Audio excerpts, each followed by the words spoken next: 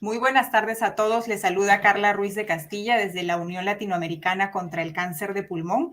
Esta tarde estamos con el tema Centros de Excelencia para la Detección y Tratamiento de Cáncer de Pulmón y el impacto de los equipos multidisciplinarios en beneficio de los pacientes con cáncer de pulmón. Estamos acá con la agenda. Iniciamos con la señora María Gabriela Bertá de FUCA, que nos acompaña desde Argentina, quien presentará al doctor Claudio Martín, que es jefe de oncología torácica en el Instituto Alexander Fleming de Argentina. Él estará con el tema Mejora de la sobrevida del paciente en los centros de excelencia, experiencia del Instituto Fleming de Argentina y las redes terapéuticas.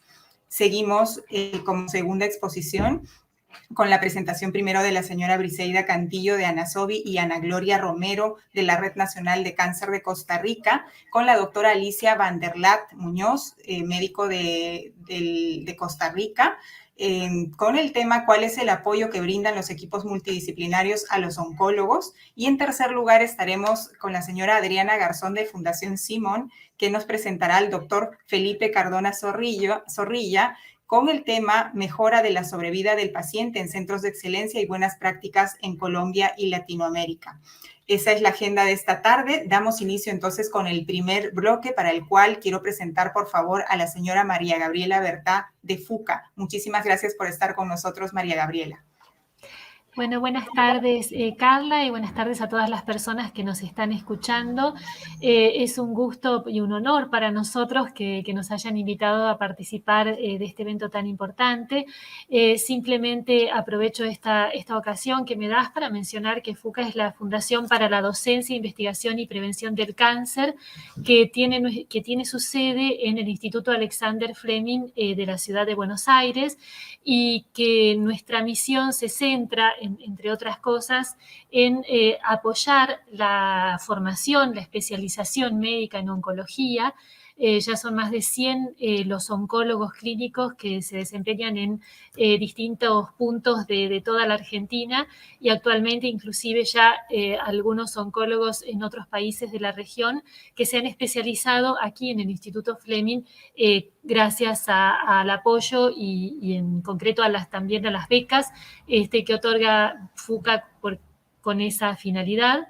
Así que, bueno, invitarlos a todos también a conocer algo más de nuestra fundación y muchas actividades que tenemos especialmente también destinadas a las personas que conviven con el cáncer. Y bueno, y en esta ocasión, como me solicitaste, Carla, presentar al doctor Claudio Martín, que precisamente es oncólogo clínico, que también especializado en el Instituto Alexander Fleming y que hoy es miembro del staff del Instituto Fleming, como bien dijiste, jefe de oncología torácica en el instituto, y realmente para nosotros como FUCA es un honor presentarlo a él. Así que bueno, nuevamente gracias al doctor Martín por poder acompañarnos en esta oportunidad, en esta capacitación y en esta charla para toda América Latina y para OLACPUL. Bueno, Le paso al doctor Martín. muchas gracias, María Gabriela, y muchas gracias a los organizadores por la invitación. Voy a compartir mi presentación.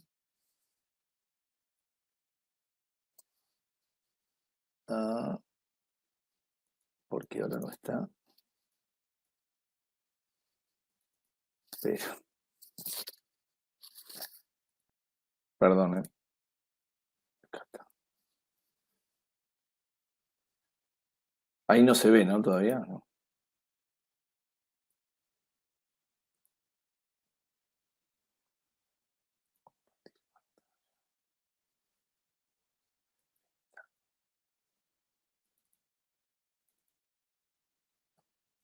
A ver si así lo puedo compartir. ¿Ahí se ve? Si alguien me confirma. Hola. ¿Ahí se ve bien?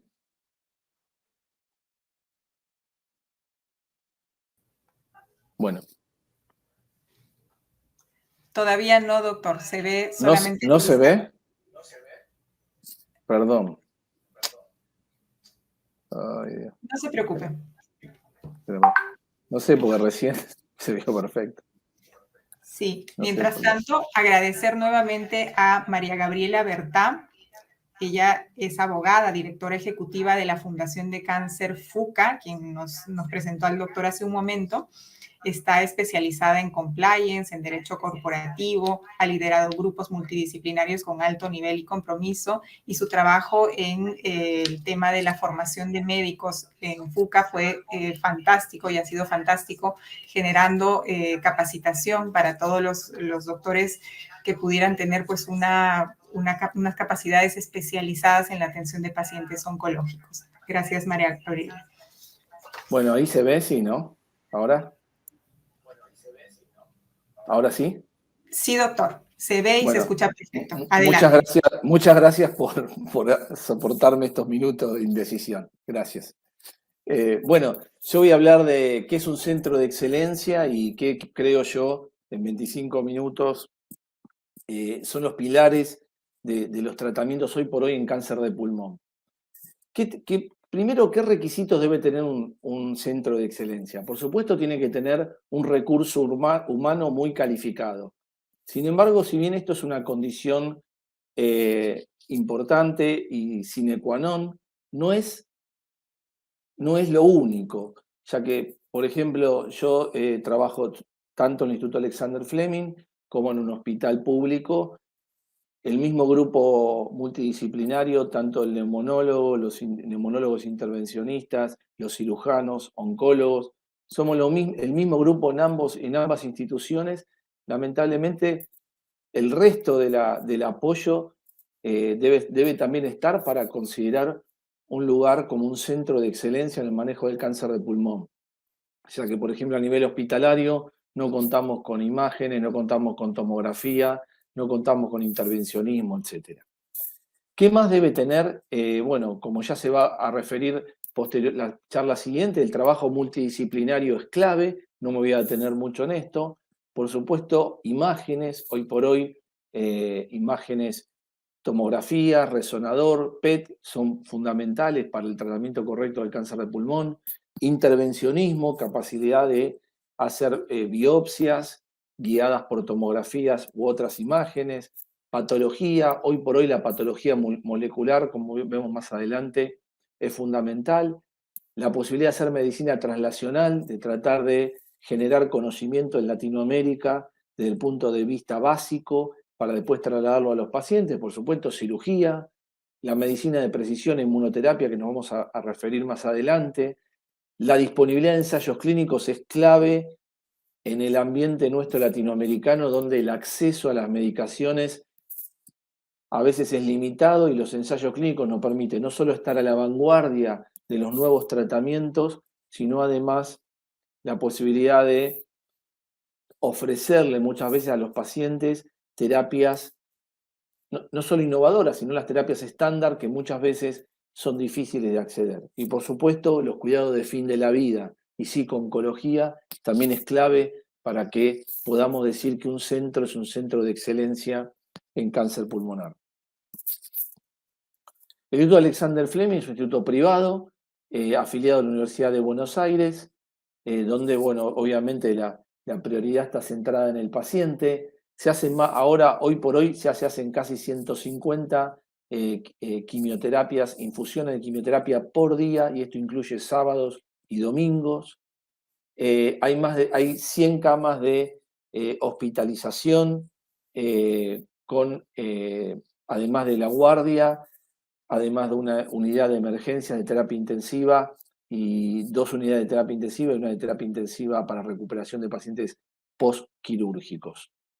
También tenemos un área destinada a biología molecular, marcadores tumorales, todo lo que es inmunohistoquímica y histocompatibilidad de trasplante, ya que, bueno, tenemos imágenes, tomografía, PET, resonador, centellograma óseo, mamografías. Contamos con un equipo muy destacado en intervencionismo, que es fundamental para la obtención de tejido, que, como ustedes saben, es clave en los pacientes con cáncer pulmonar.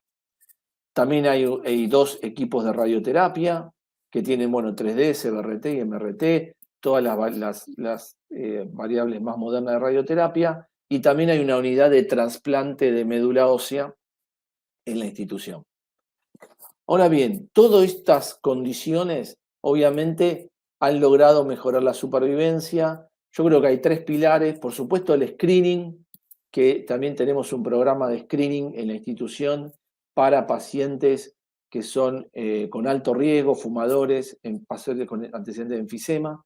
Y después hay 3 aspectos fundamentales, que es la terapia de precisión, la inmunoterapia y la investigación clínica.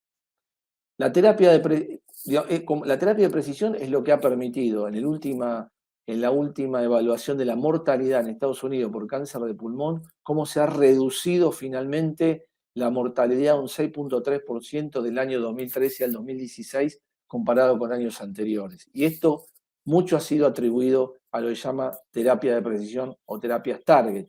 ¿En qué consiste? Consiste en localizar el cambio molecular que tiene el tumor y darle la terapia precisa para ese cambio molecular. Todos los estudios muestran que los pacientes que tienen un cambio molecular en su tumor y reciben una terapia dirigida viven más que los que o no tienen, no tienen una mutación conocida o no reciben la terapia por algún motivo.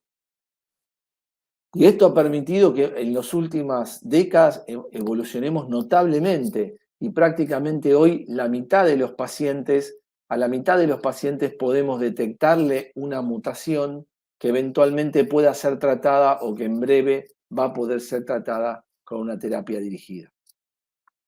Si vemos la aprobación de terapias dirigidas del año 20 y 21, vemos que una gran cantidad de nuevas drogas contra nuevos cambios moleculares ha sido aprobada por la FDA.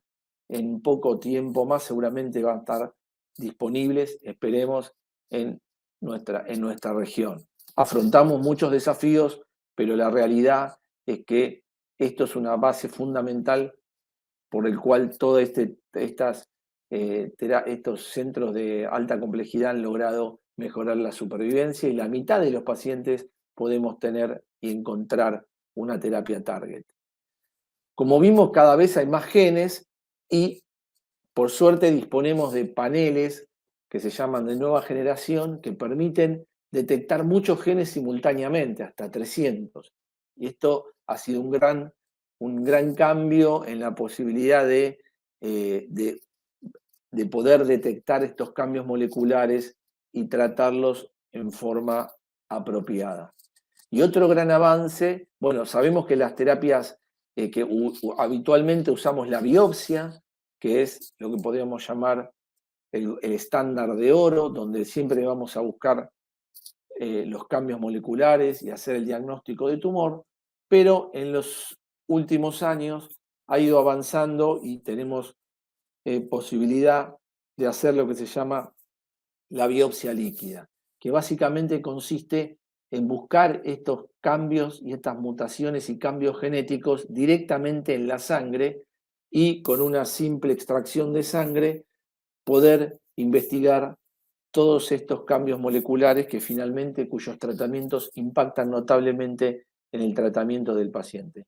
Yo voy a mostrar algunos casos de pacientes para que ustedes puedan tener una valoración de lo que puede ser estas terapias dirigidas. Esta es una paciente mía de 56 años que nunca había fumado, profesora de educación física, donde en los estudios moleculares detectamos una mutación del gen que se llama EGFR.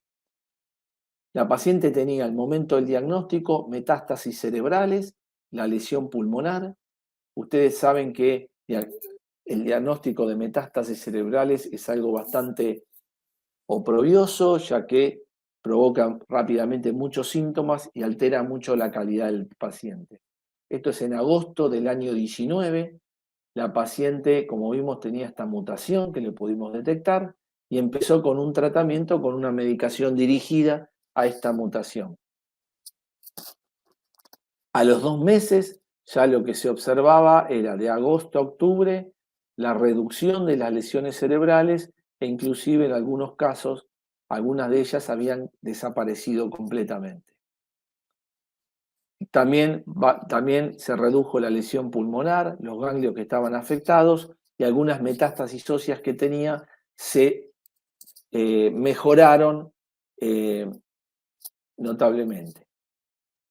Tuvo una complicación que se resolvió simplemente, reinició el tratamiento y la paciente persiste sin lesiones cerebrales, sin lesiones pulmonares, 27 meses después del tratamiento, o sea, lleva 2 años y medio. Estamos hablando de cáncer de pulmón con metástasis cerebrales, ¿no? Cómo todos estos tratamientos cambian notablemente la expectativa. Este es otro caso de un paciente que es médico anestesista de 36 años, que le habíamos hecho los estudios moleculares habituales, empezamos un tratamiento con quimio más inmunoterapia. En este caso, la inmunoterapia tuvo una respuesta moderada de 5 meses, progresó, le hicimos radioterapia, volvió a progresar el tumor, entró en un ensayo clínico de los que teníamos disponibles para pacientes que hacen resistencia a la inmunoterapia y posteriormente, al cabo de 3 meses, la enfermedad volvió a progresar. En ese momento le hicimos esta secuenciación que comenté antes de múltiples genes, que se le hicimos en la sangre, ya que ahí la teníamos disponible, estamos hablando de 2019, y recién donde empezamos a utilizar este tipo de tecnologías, y vino una mutación de un gen nuevo que se llama RET. En ese momento había esta droga nada más disponible, se llama Alectinib, pero que empezó el paciente, pero rápidamente progresó, y se han desarrollado nuevas drogas que ahora ya están aprobadas por FDA.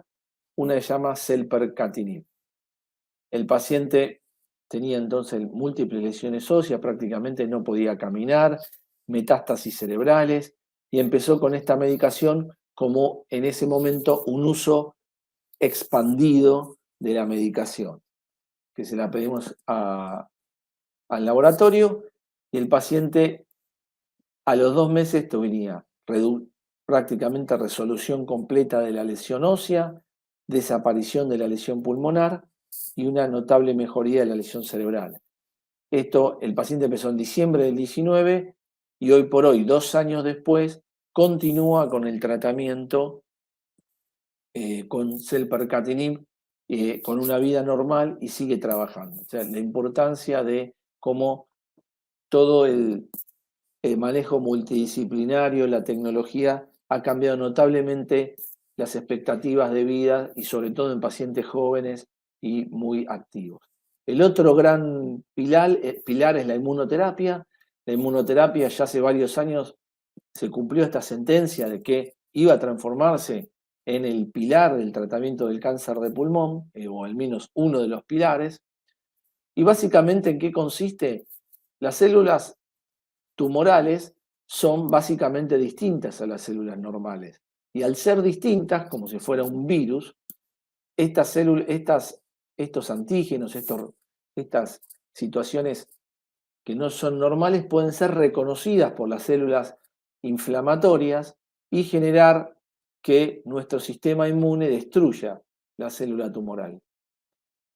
Normalmente esto ocurre todo el tiempo con los virus, con las bacterias, y tenemos normalmente puntos de control, o sea, puntos que hacen que esta respuesta inmune no sea excesiva y no nos termine afectando. Entonces, estos puntos de control son aprovechados por los tumores que producen proteínas que apagan, se unen estos puntos de control, uno se llama PD1, y hacen que la respuesta inmunológica se reduzca. Lo que hacen las inmunoterapias es meterse acá en el medio y evitar que esta acción del tumor de apagar la respuesta inmune sea efectiva.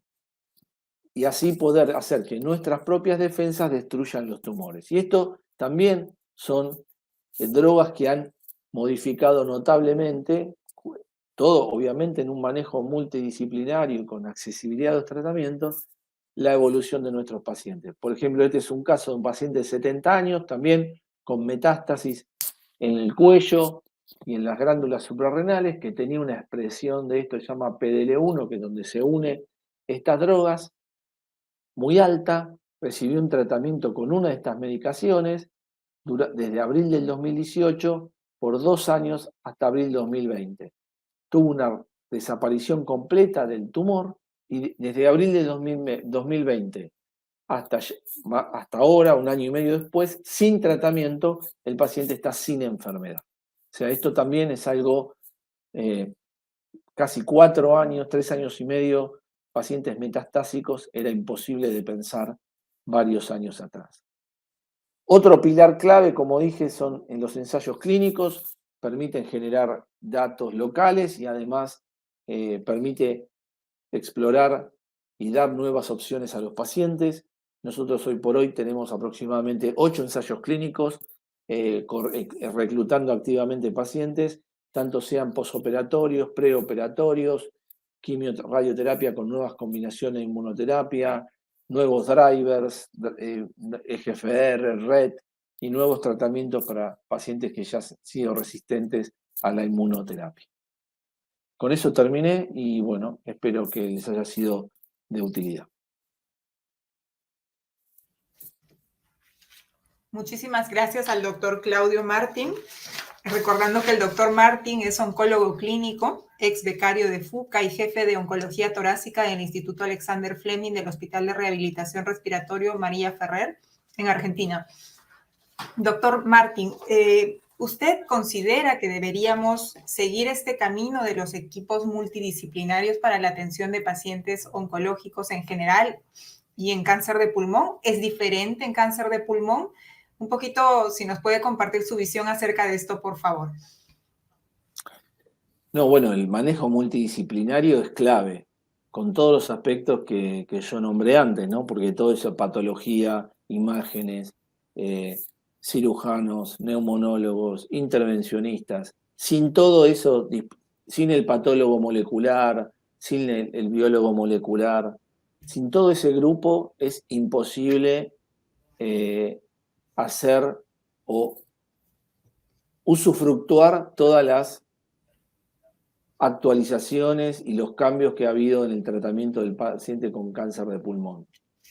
Lo demás, los esfuerzos individuales, es muy difícil tratar a un paciente sin un apoyo. Hay que tener en cuenta que el paciente con cáncer de pulmón es un paciente habitualmente enfermo, es fumador, es hipertenso, tiene muchas veces enfisema, tiene muchas veces afecciones cardíacas y necesitamos todo lo que dije antes y también necesitamos la evaluación y la concurrencia del neumonólogo, del clínico, del cardiólogo, porque obviamente todas estas drogas también tienen toxicidades, hay que contar con dermatólogos, contar con endocrinólogos, contar con neurólogos, la posibilidad del trabajo disciplinario es fundamental. Como yo te comentaba, nosotros somos el mismo grupo de oncólogos en el hospital y lamentablemente el hospital, al no tener acceso a todas estas especialidades, es mucho más difícil, y uno lo nota, poder impactar en un beneficio más claro al paciente. Por eso el trabajo multidisciplinario en cáncer de pulmón es indispensable. Sin trabajo multidisciplinario no hay posibilidad de que el paciente tenga la mejor atención posible. ¿Podemos hablar de centros de excelencia en Latinoamérica? ¿Cuál sería, según usted, cuáles serían las mejores experiencias en América Latina? Bueno, en América Latina hay múltiples centros de experiencia, hay centros de excelencia, perdón. El tema es que, como yo enumeré inicialmente, desde mi punto de vista, hay que cumplir todos esos requisitos para poder decir que un centro es de excelencia. Hay muchos centros, el centro del doctor Cardona, centros en Chile, en Brasil, mismo Argentina, otros centros, pero creo que todavía nos falta, sobre todo nos falta en el ámbito público, poder complejizar más la atención. La atención en cáncer de pulmón se ha complejizado cada vez más y la verdad que en el ámbito público tenemos bastantes limitaciones para el manejo multidisciplinario, para el acceso a las imágenes en tiempo y forma, porque otro tema es tenés que tener disponible la tecnología, pero disponible rápido. Los pacientes con cáncer de pulmón no pueden esperar 2 meses para hacerse un PET o 1 mes y medio para hacerse una biopsia. Así que yo creo que hay centros de excelencia, hay varios centros de excelencia en Latinoamérica, pero obviamente necesitamos muchos más. Completamente de acuerdo, doctor Martín. Quisiera abrir un poquito el espacio a ver si hay alguna pregunta de la sala en Zoom o Alessandra, si me comenta si hay alguna en nuestro streaming de Facebook.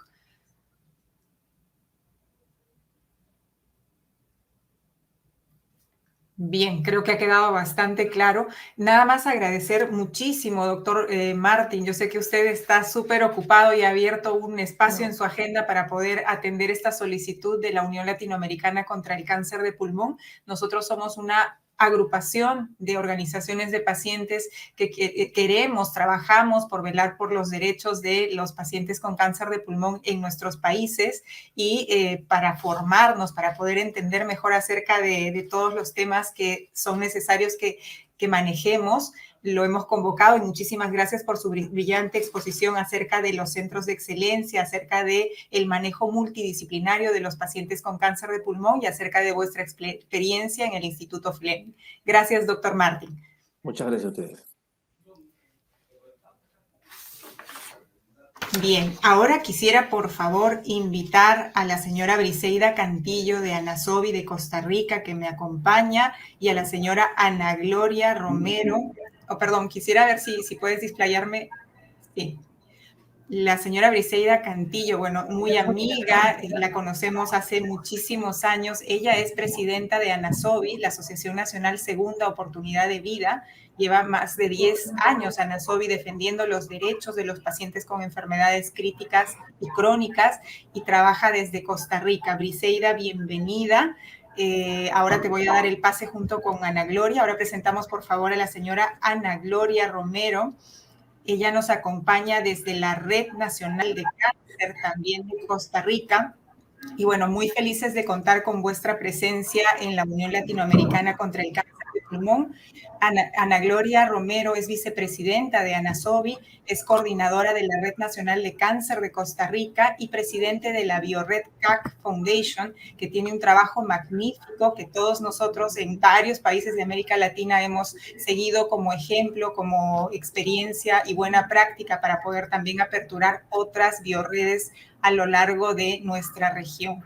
Bienvenida también a Ana Gloria. Ambas me acompañan para poder presentar a la doctora Alicia Van der Laat. Adelante, por favor, Briseida y Ana Gloria. Buenas tardes. Primero que todo, es un gusto poder presentar a la doctora Alicia Van der Laat. La doctora Alicia, ella es médico internista y oncóloga médica que se dedica a tratar especialmente a pacientes con cáncer de pulmón, entre otros tumores. Ella se desempeña como médico oncóloga en el Hospital México, uno de los hospitales importantes de nuestro país, y también está en el Centro de Investigación y Manejo del Cáncer en Costa Rica. Doctora, es un honor. Puede usar el micrófono. Hola, muy buenas tardes. Muchas gracias por la oportunidad. Voy a compartir mi pantalla.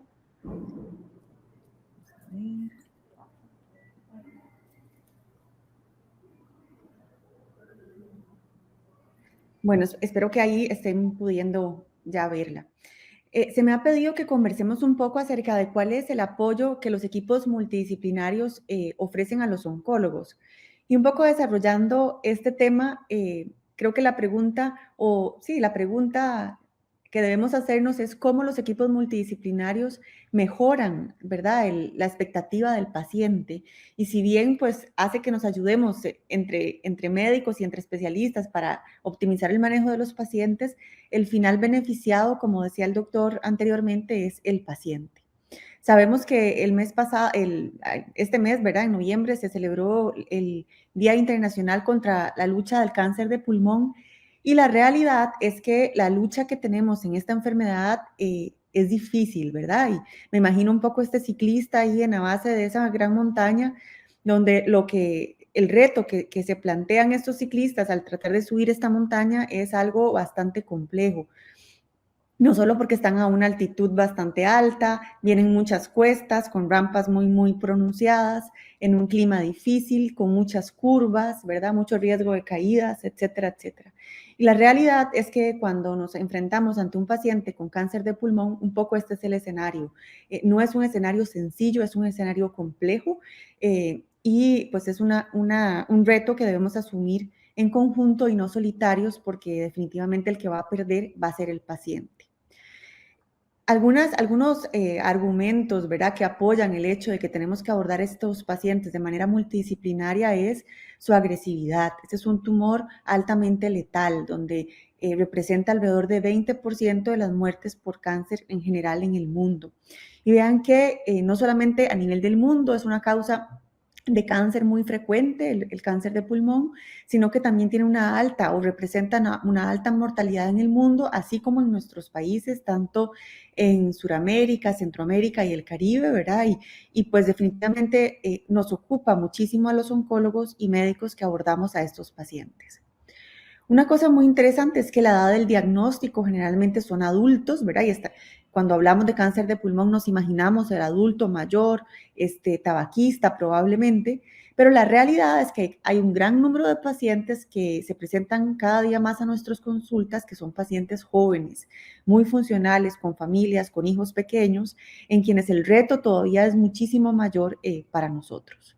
Y vean que alrededor de un 4 o 5% de los pacientes que se diagnostican con un cáncer de pulmón son pacientes muy jóvenes, de menos de 40 años.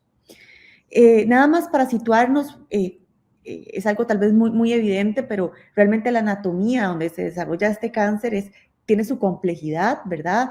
Recordemos que los pulmones básicamente permiten el intercambio gaseoso de oxígeno y CO2 y permite pues que el paciente le llegue oxígeno a todos sus órganos, pero tiene algunos órganos cercanos que nos competen, como la pleura, que es esta telita que recubre a los pulmones, el parénquima pulmonar, las vías aéreas, los ganglios linfáticos que están en el medio de los dos pulmones, que se llama este sitio el mediastino. Por aquí se va a, aunque no se ve en esta imagen, pero está el corazón, que es una estructura cercana, con una serie de vasos sanguíneos ahí cercanos. Y bueno, esto hace que la localización de esta enfermedad pues tenga su complejidad y que no sea tan sencillo como un tumor visible en una extremidad donde podemos ir a decidir si se opera o no se opera, sino que tiene una serie de aristas donde desde la anatomía donde se ubica esta enfermedad lo hace complejo. Muy importante para los oncólogos definir la etapa clínica. Cuando tenemos al paciente enfrente, nosotros tenemos que conversar con el paciente y explicarle ante qué etapa de la enfermedad estamos, y sin duda la etapa en la que está va a definir la supervivencia de ese paciente. Los pacientes que son diagnosticados en etapas tempranas tienen una mayor probabilidad de curación, y vean que rápidamente los números cambian y son bastante sombríos dependiendo si la enfermedad está un poco más grande o inclusive si tiene enfermedad en los ganglios linfáticos regionales, o si tiene enfermedad a distancia donde la supervivencia definitivamente se ve muy comprometida tanto a corto plazo como a un plazo mayor, ¿verdad? Entonces, definir la etapa clínica es muy importante. Y aunque no lo crean, esto a veces se nos hace complejo porque implica otras especialidades, implica un radiólogo, un especialista viendo ciertos estudios como resonancia magnética o PET, ¿verdad? Y no es tan sencillo como simplemente con una radiografía de tórax tener claridad en qué etapa está la enfermedad. Otra realidad que pone las cosas difíciles con estos pacientes es que si bien quisiéramos diagnosticar a la mayoría en etapa 1 o 2, ¿verdad?, con enfermedades localizadas, donde la supervivencia es mayor, lastimosamente la mayoría de pacientes vean que se van a diagnosticar con enfermedad metastásica a distancia o enfermedad regional, donde ya la probabilidad de curación realmente es baja. Entonces, lastimosamente, esta es una enfermedad que cuesta mucho que el paciente llegue tempranamente, que da poco síntoma cuando la enfermedad está temprana o no da síntomas, y el paciente cuando llega a nuestras consultas tiene alta probabilidad de tener una enfermedad ya avanzada. Y definitivamente la mortalidad pues va a ser peor según mayor etapa clínica tenga el paciente. Esto ustedes probablemente lo conocen muy bien, pero solo quiero mencionar que los factores de riesgo para cáncer de pulmón también la hacen ser una enfermedad bastante compleja. Si bien es cierto, el tabaquismo es una de las principales causas de cáncer de pulmón, ¿verdad? Y que es un reto, o supone un reto, y debería suponer un reto para las aseguradoras y para nuestros centros de salud tener un programa de apoyo a estos pacientes para tratar de cesar el tabaco, pues todos sabemos que es algo bastante complejo. Pero más allá de eso, vean que del total de los pacientes diagnosticados, un 35% no tiene historia de fumado. Entonces, si bien es cierto, el tabaco es un factor de riesgo muy, muy importante para cáncer de pulmón, existe un número importante de pacientes no tabaquistas. Y esto nos lleva a más complejidad porque nos exige inclusive buscar opciones distintas de tratamiento para los pacientes porque sabemos que hay dianas de tratamiento distintas y con mayor probabilidad en el no fumador podríamos encontrarlas, como lo mencionaba el doctor anteriormente. Sabemos que existen otros factores de riesgo también difíciles de controlar, ¿verdad? Difíciles de prevenir también, que se desarrolle un tumor de estos porque no son factores de riesgo como tan sencillos de controlar, y recordar ese número de alrededor de 35% de pacientes no fumadores con cáncer de pulmón.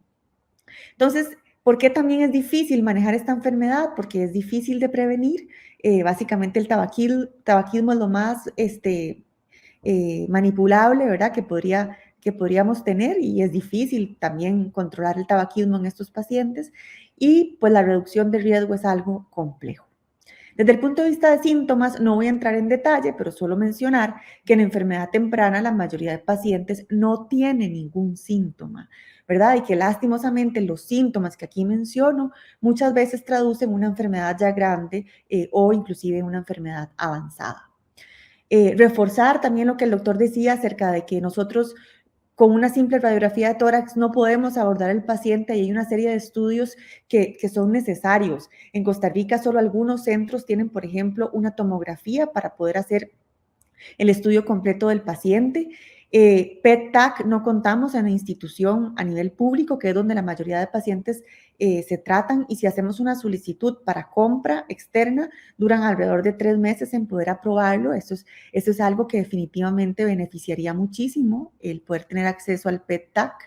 Resonancia magnética, si bien nos cuesta acceder a ella y tenerla oportunamente para estudiar el cerebro de estos pacientes, que es un órgano de mucho riesgo, también es algo que se nos dificulta, ¿verdad? Y la realidad de nuestro país es que la mayoría de pacientes no logramos hacerles ni PET ni resonancia de cerebro, sino únicamente TAC.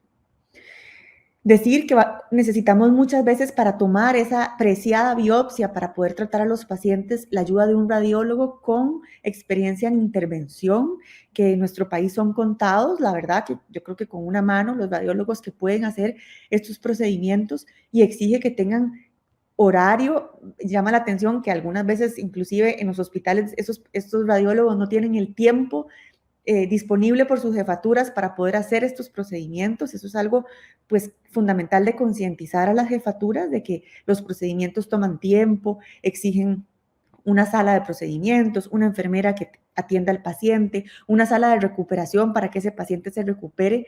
Y no es infrecuente, por ejemplo, en mi hospital estar escuchando al radiólogo corriendo porque no tiene quien vigile al paciente, por ejemplo, después de uno de estos procedimientos tan importantes. La broncoscopía también exige una serie de especialistas y de profesionales en la salud que estén alrededor del paciente, toma un tiempo, ¿verdad? Y una preparación para el paciente, y sin duda especialistas que tengan la capacidad de poder hacer estos estudios diagnósticos, y que, bueno, básicamente la toma de biopsia es algo fundamental. En cáncer de pulmón hay otros procedimientos, sobre todo en enfermedad avanzada, que también necesitamos que no solo los neumólogos, sino, por ejemplo, los especialistas en medicina paliativa nos ayuden. Muchos de esos pacientes tienen derrame pleural, ¿verdad? Que el líquido acumulado ahí en el espacio pleural donde no debería existir, y donde muchas veces hay procedimientos paliativos que alivian muchísimo al paciente, pero que hay que saber hacerlos y hay que tener el equipo disponible para poder ofrecerle esto al paciente. La biología molecular en cáncer de pulmón es fundamental. El procesamiento oportuno, pronto y adecuado de las biopsias es fundamental. Y la participación del patólogo y todos los expertos en biología molecular hoy en día hacen que su papel sea fundamental en el manejo de estos pacientes.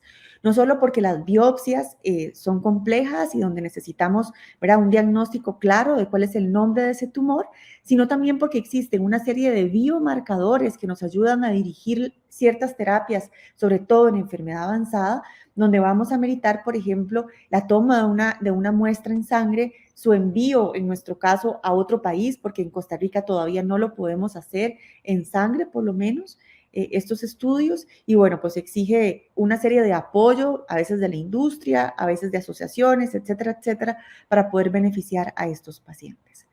No solamente existe un tipo de cáncer de pulmón, sino que la biopsia nos va a revelar diferentes subtipos y este es un esquema muy general, pero probablemente tendremos otros subtipos aquí que no vale la pena entrar ahorita en detalle, pero básicamente decir que para el oncólogo es fundamental que el patólogo ponga un nombre claro, ¿verdad? Un nombre histológico claro para poder tratar a estos pacientes, porque la evolución de estos tumores y el tratamiento es distinto. Y entrando un poco y a grosso modo para un poco analizar cuál es la relevancia del apoyo multidisciplinario en estos pacientes, vean que hay varios factores a tomar en cuenta a la hora de tratar a estos pacientes. Como les decía, la etapa de la enfermedad, el tipo de tumor y el paciente. ¿Cómo está el paciente? ¿Qué expectativa de vida tiene? ¿Qué otras enfermedades padece? Y aquí probablemente algunas veces vamos a necesitar de cardiólogos, de geriatras, de médicos paliativistas, etcétera, etcétera. El tratamiento del cáncer de pulmón es muy, muy variado y definitivamente aquellos pacientes que tienen una etapa temprana o localizada vamos a tener una intención curativa donde tenemos que hacer un gran esfuerzo para manejarlos oportunamente. Es frecuente que veamos a estos pacientes en etapa 3 o le llamamos enfermedad localmente avanzada, donde algunos de ellos logran operarse, pero la mayoría van a ir a tratamientos definitivos con radioterapia y lastimosamente en algunos países la radioterapia no la tenemos tan accesible para un inicio oportuno y muchos de estos pacientes esperan tiempos realmente que perjudican al paciente. Y en la etapa avanzada o en etapa 4, si bien es una enfermedad muy, muy agresiva, existen hoy en día una variedad de tratamientos, tanto dirigidos como con inmunoterapia, que pueden hacer que estos pacientes vivan mejor y por mucho más tiempo. Y para ilustrar esto, voy a mostrar unos 2 o 3 casos muy concretos, básicamente para ver la diferencia entre cuál es, digamos, el impacto que pueden tener los equipos multidisciplinarios. Vean este señor, conocido en octubre del 2021, con 71 años. Son ejemplos, digamos, de la práctica clínica, pero básicamente son casos para ilustrar la información. Un paciente que conocimos en octubre de 75 años, hipertenso, fumador importante, tosedor crónico, quien le hacen en su centro de atención primaria una radiografía de tórax de control por la hipertensión. Lastimosamente, esa radiografía de tórax la valora el médico general hasta enero del 2021 y eso es una realidad por lo menos en mi país. Hasta ese momento el médico general se da cuenta que la radiografía de hace unos 4 meses anteriores tenía una masa pulmonar, ¿verdad? Y decide referir al paciente a un servicio de especialidad como medicina interna o neumología. Más o menos mes y un poquito más después, casi 2 meses después, logra una valoración por un especialista en medicina interna en un hospital periférico y ese especialista hace una solicitud de TAC de tórax. Entonces ahí ya vamos sumando meses, ¿verdad?, en el abordaje de este paciente. Para abril del 2021 hacen el TAC, pero cuando el especialista lo valora no estaba el reporte. Lastimosamente los radiólogos a veces no tienen el tiempo suficiente para poder reportar los TACs adecuadamente y oportunamente. Para mayo se obtuvo el reporte del TAC, describía una masa pulmonar de 4 centímetros sin enfermedad ganglionar y lo refieren a neumología. En neumología lo ven en realidad rápidamente, le programan una broncoscopía, para mayo también, y la broncoscopía pues revela la masa pulmonar y un ganglio sospechoso mediastinal. Y bueno, nuevamente vamos sumando tiempo. Para junio el neumólogo cita al paciente, pero la biopsia aún no está reportada. Para finales de junio se evidencia un adenocarcinoma de pulmón y se ve que la biopsia del ganglio mediastinal estaba negativa. Ahí, en ese momento, el neumólogo en un centro de atención terciario o de alta experiencia lleva al paciente a una sesión, y en la sesión se recomienda pues hacerle valoración preoperatoria al paciente, hacerle estudios de extensión para ver que no tenga enfermedad a distancia, y hasta agosto logramos tener todos los estudios completos y ahí el paciente entra a una lista de espera para ver si lo operan de ese tumor localizado. Nuevamente vamos sumando meses en el abordaje de ese paciente. En octubre, porque lastimosamente y más en tiempo de COVID, por lo menos en mi país, las cirugías se han atrasado muchísimo, incluso la cirugía del cáncer, y este paciente pues entra en octubre para cirugía, deciden repetir el TAC porque ya había pasado mucho tiempo respecto al TAC anterior, y bueno, finalmente el 17 de octubre lo operan, lo refieren a nuestro servicio, y para finales de noviembre se define darle al paciente quimioterapia preventiva porque sí tenía enfermedad mediastinal extensa, ¿verdad? Inicialmente no parecía tener enfermedad mediastinal extensa, pero conforme el tiempo pasó, pues este fue el diagnóstico final del paciente. Desde que el paciente se le hizo la radiografía de tórax hasta que realmente se trató con la cirugía, pasó alrededor de un año, lo cual es, ¿verdad?, muchísimo tiempo en estos pacientes.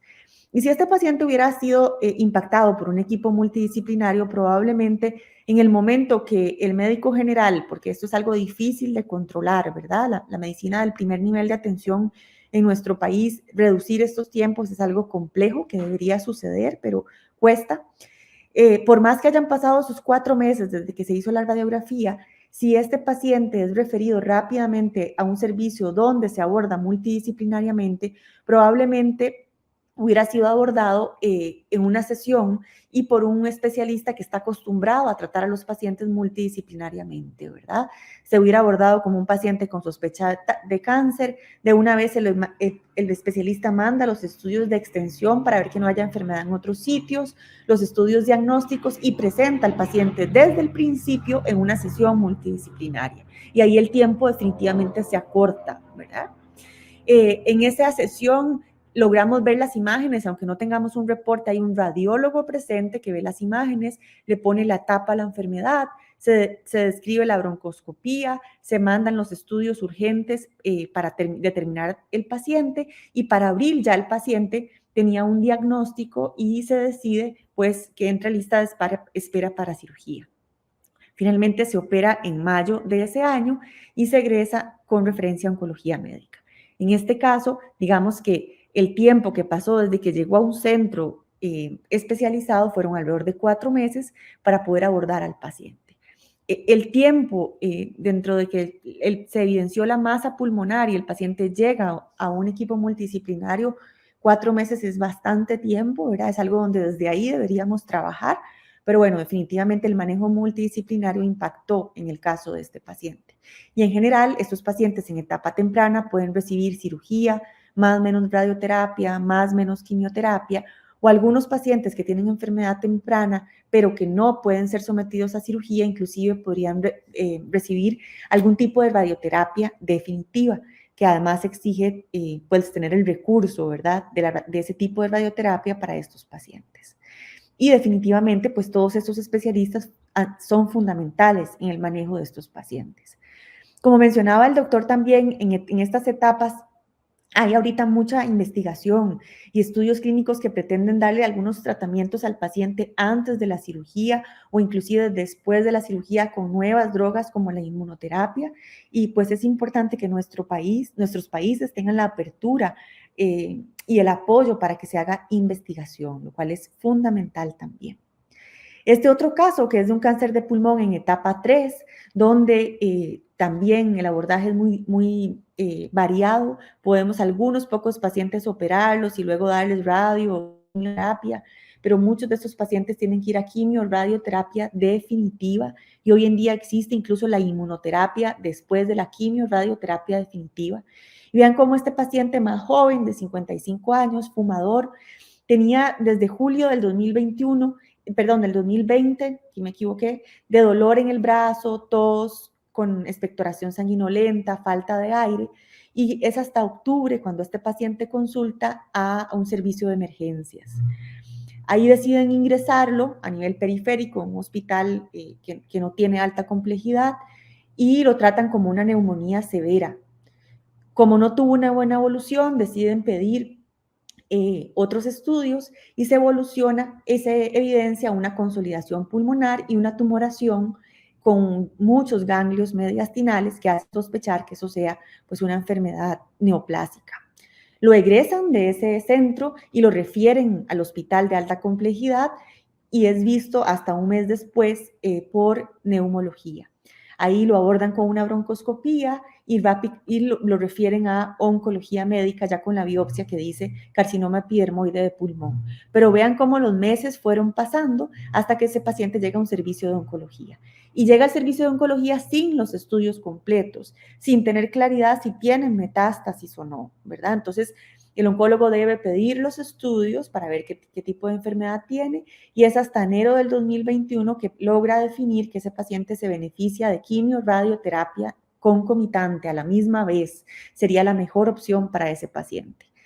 Se refiere a radioterapia lo ve, pero tiene que hacer un estudio previo de TAC, entra a la lista de espera, porque lastimosamente la radioterapia no la tenemos expedita, y oncología, dado que el paciente está muy sintomático, tiene que empezar quimioterapia mientras se aprueba y se define la radioterapia. Ahí ya estamos haciendo cosas que no son las ideales. Lo ideal es que este paciente reciba los tratamientos en conjunto, pero nuestra realidad es que algunas veces tenemos que actuar distinto, ¿verdad? Para mayo, el paciente tuvo una respuesta parcial a la quimioterapia, lo valora nuevamente radioterapia, recibe la radioterapia posterior a la quimioterapia, que no sería lo ideal, y finalmente se ve en oncología para agosto del 2021. Entonces, nuevamente vean cómo el tiempo fue pasando. Lo ideal en este paciente es tratar de ofrecerle, si no ha tenido progresión después de los tratamientos con radioterapia y quimioterapia, es tratar de ofrecerle inmunoterapia adyuvante o preventiva.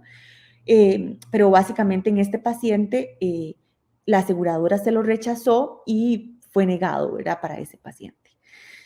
Si este paciente hubiera sido sometido a una evaluación multidisciplinaria, probablemente si desde que lo ingresan se hace, por ejemplo, una presentación de este caso de manera virtual, aunque estemos a muchos kilómetros de distancia, pero si este hospital periférico tiene contacto con un hospital de alta complejidad y logra presentar este caso a través de una plataforma Zoom, por ejemplo, pues desde ese momento corremos con los estudios y probablemente la evolución de este paciente sería mucho más rápida, la atención de este paciente, ¿verdad? Se podría definir quimio, radioterapia definitiva, ¿verdad?, para este paciente, como sería lo ideal.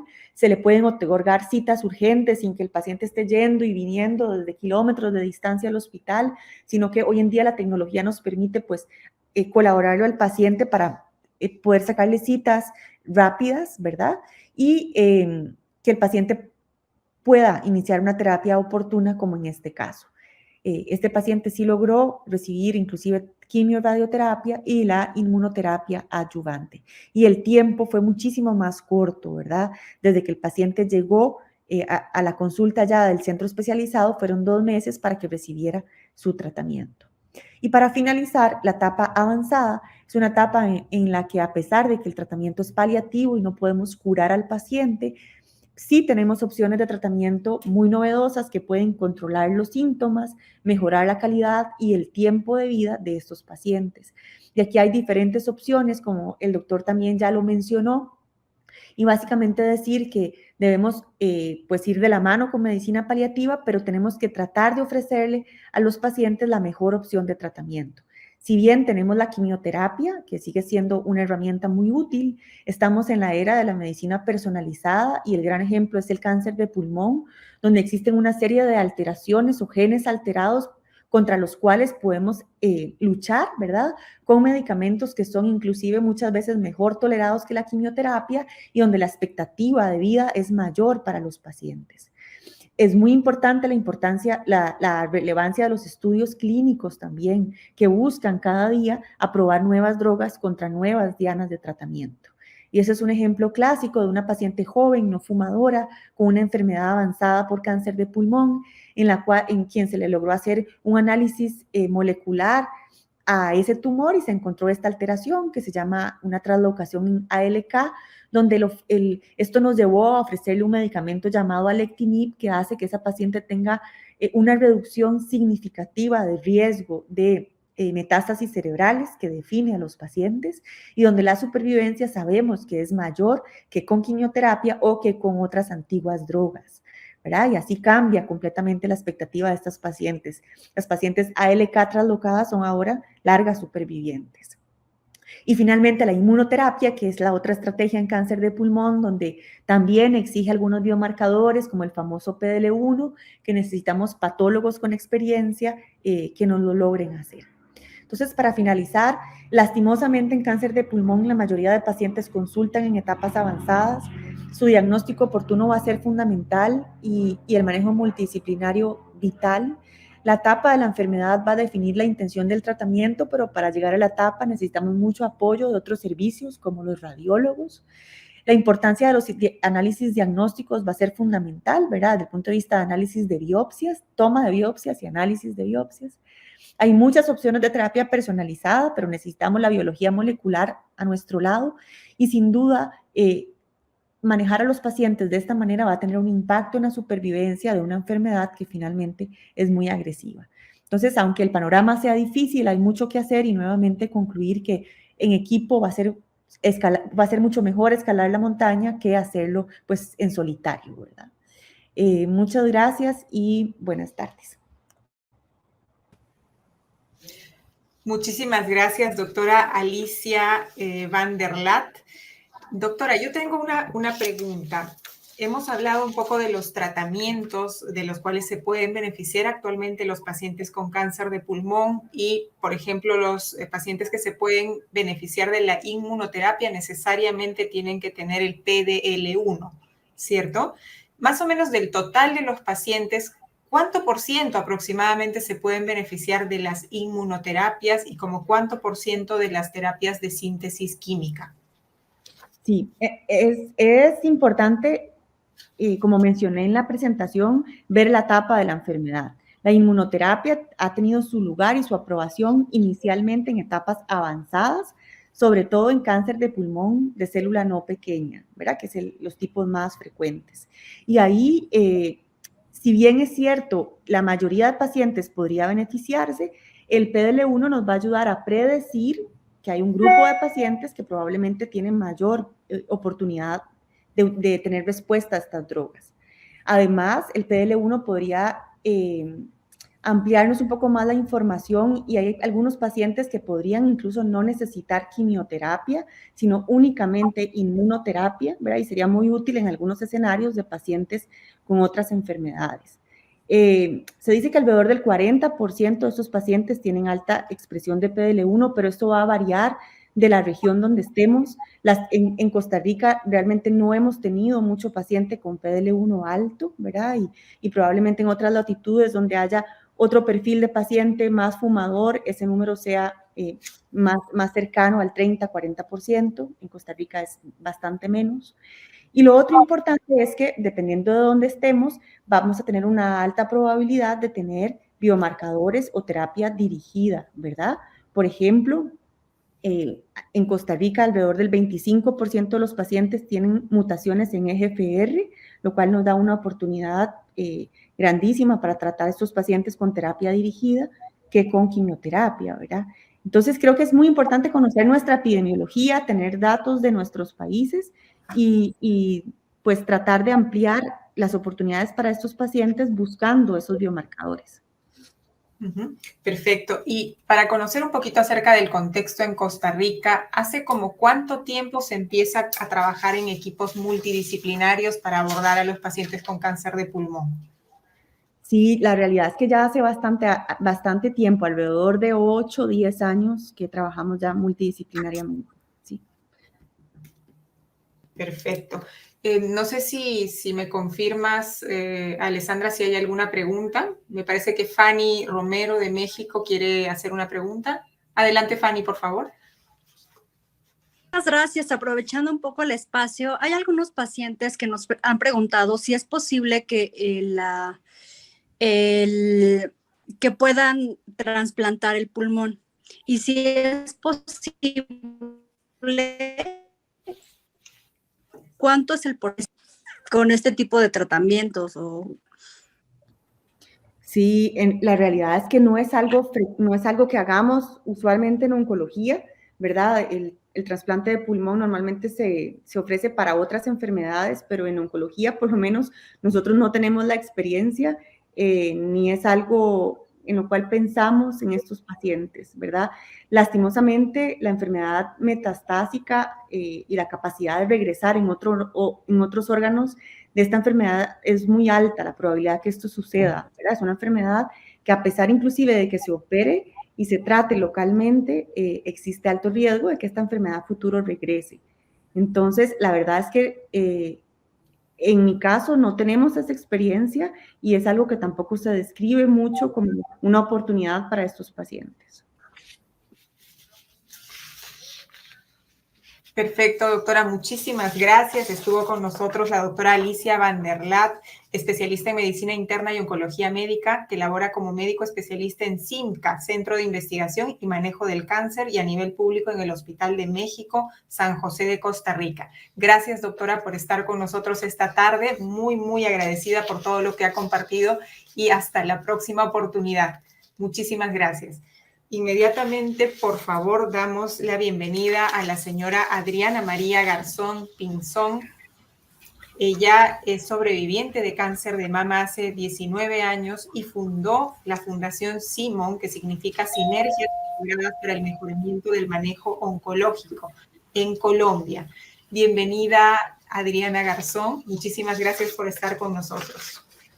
Gracias, Carla. Gracias por este espacio tan importante y qué bueno ver tantas caras conocidas, miembros de ULALPUL y sobre todo de presentar este médico tan excepcional.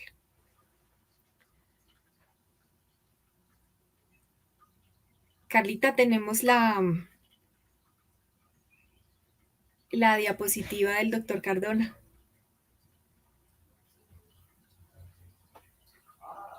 Ok, voy a ir presentando al doctor Cardona. Les quiero decir que él es el médico que cualquier paciente quisiera tener, además de los innumerables títulos que tiene el doctor Cardona. Él es médico, obviamente, graduado en medicina interna, es oncólogo clínico. Dentro de sus títulos está una maestría en epidemiología de la Universidad de Sevilla, en España. Adicional, pues, el doctorado en genética de tumores con énfasis en medicina de traslación. El doctor Cardona pues ha sido profesor en diferentes universidades, entre ellas muy prestigiosas en Colombia, como la Universidad de los Andes, el Bosque, director de la revista Colombia, ha sido director de la revista colombiana de cancerología y de otras revistas, ha sido editor y pues actualmente él es el director de investigación y educación en el Centro de Investigación y Tratamiento del Cáncer Luis Carlos Sarmiento Angulo, el CETIC, una institución que estará a la vanguardia muy seguramente en la región en temas de oncología. Está casi que inaugurando este gran centro. Le auguramos muchos éxitos, doctor Cardona. Lo quiero con todo mi corazón, muy feliz de verlo acá en pantalla. Bienvenido. Muchas gracias, Adriana, por la presentación y por tan generosas palabras. Les pido que me confirmen si están viendo la presentación, que ya la compartí, pero no sé si la están observando. ¿Se ve correctamente?